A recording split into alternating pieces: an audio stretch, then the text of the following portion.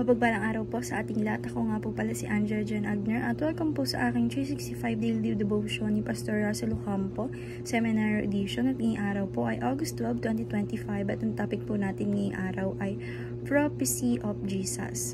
Nagkamali ba si Jesus sa kanyang propesiya? And yung scripture po natin ngayong araw is Matthew chapter 24 verse 36. And yung concept po natin na prophecy of Jesus Christ is Jesus' prophecy in Matthew 24 primarily concerns the destruction of Jerusalem in AD 70 as God's covenantal judgment on Israel.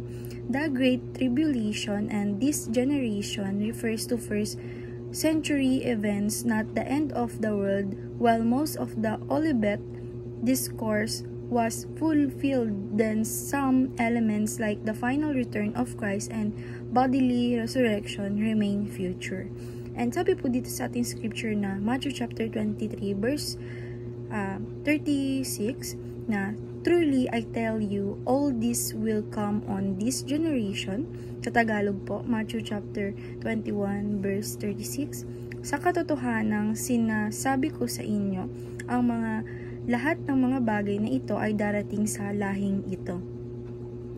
And yung teaching number 1 po natin na the prophecy of Jesus is number 1, it was means to judge his enemies. Sabi po dito na si Jesus po is talaga may prediction siya na targeted na those who opposed him, particularly the religious leader who resist God's kingdom. And teaching number 2, it was fulfilled in the first century. Sabi naman po dito na yung the Roman army na dinestroy yung Jerusalem and the temple in AD 70 exactly as Jesus described in Matthew 24. And teaching number 3 po, it was interpreted accurately by the early church. Sabi naman po dito na early Christians understood the prophecy as a warning and a confirmation of Jesus' authority as a true prophet. And application naman po natin is number 1, study the Bible without theological bias. Sabi naman po dito na apply po natin sa life natin or sa sarili natin na wag lang natin basahin yung Bible na ideas from our own denomination or background. Dapat po na basahin talaga natin siya. Let scripture speak for itself.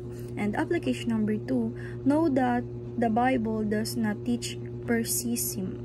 Sabi naman po dito na i-apply po natin sa life natin na yung God's plan isn't everything, just gets worse. This gospel still advise and His kingdom still grow. And application number 3, take Jesus as His word without distortion. Sabi po naman po dito na i-apply po natin sa life natin na if He said something, trust it without twisting it to fit a Jacobin's idea. And then lang po ngayong araw. Maraming salamat. God bless.